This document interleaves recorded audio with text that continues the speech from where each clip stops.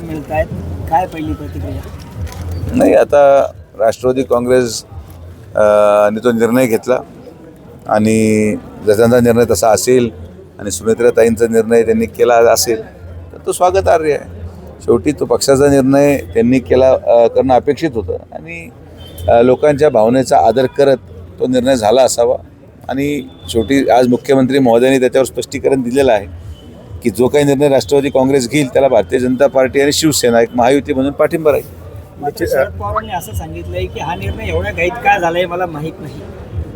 नाही, आता ते त्यांचा घरगुती विषय आहे. त्यांना काय वाटलं, कोणाला काय वाटलं हे मला माहीत नाही. मी सकाळी 7 वाजेपासूनच कामाला बाहेर पडलो, त्यामुळे कोणाच्या घरात काय चालू आहे मला नाही माहिती.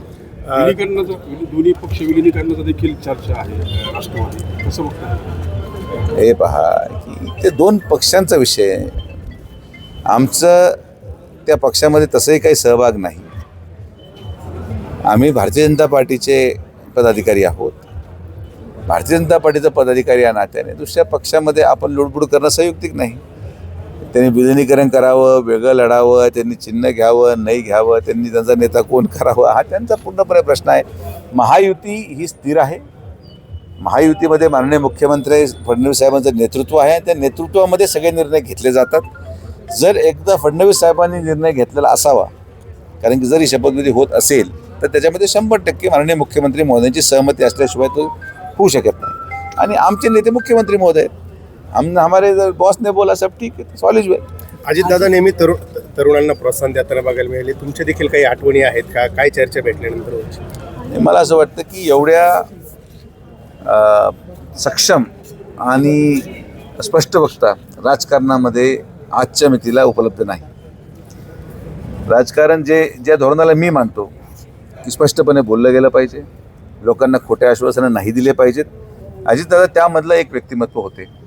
दादांनी प्रत्येक वेळेस महायुतीमध्ये आल्यापासून देखील आपण कधीही काम घ्यायला जावं तर कधीही काम अडणार नाही, काम नसल होणार तर ते सांगू शकतात की काम होणार नाही.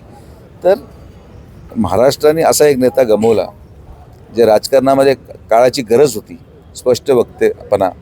दुर्दैवाने आता महाराष्ट्र त्याला मुकला आणि अतिशय चांगलं जेव्हा सगळं होत होतं तर ही दुर्दैवी घटना घडली. तर माझ्या आठवणी अनेक आहेत, असं प्रत्येकाच्या असतील. पण मला बऱ्याच वेळेस असं जाणवलं की जेव्हा कधी गेलो तर मला मुलासारखंच त्यांनी वागणूक दिली. अतिशय प्रेमाने मला बोलले. आम्ही काही मागच्याच अमितभाई आले होते तेव्हा आम्ही एका खोलीमध्ये 1 तास गप्पा मारत बसलो होतो, मी आणि संग्राम त्यांच्याबरोबर. दुर्दैवी भाग आहे की एवढ्या लवकर त्यांना जावं लागलं. आम्ही फक्त श्रद्धांजली आपण वाहू शकतो आणि मला अपेक्षा आहे की ताईंच्या माध्यमातून आज पक्षाला जर नेतृत्व मिळत असेल तर ते पण तेवढं चांगलं काम करतील.